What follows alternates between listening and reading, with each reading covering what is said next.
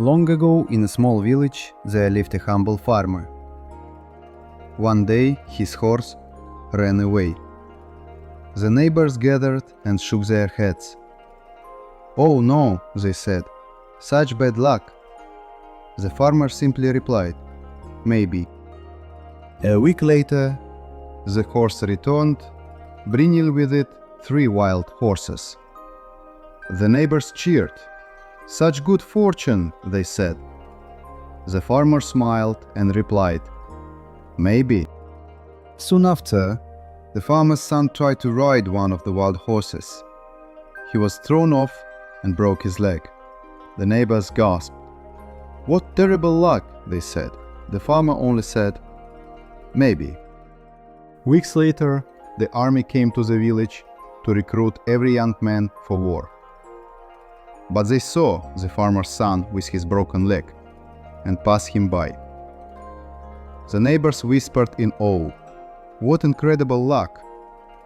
The farmer, once again, said only, "Maybe."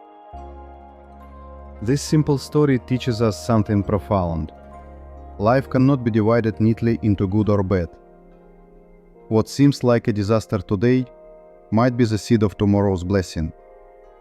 And what looks like success might carry unseen burdens. The truth is, we never see the whole picture. The universe unfolds in ways beyond our control. The farmer's wisdom lies in his refusal to judge the moment. He stayed grounded, neither celebrating too much nor despairing too deeply. He simply allowed life to be what it was. How often do we label our own lives too quickly? The failed job interview we thought ruined everything, only to later open a better door. The breakup we believed would shatter us, only to guide us to the love we truly needed. The setback we thought was the end, only to become the beginning of something new. Overthinking is our mind's way of trying to control outcomes. But life doesn't play by our labels of good or bad. It flows like the river, shifting in ways we can't always see.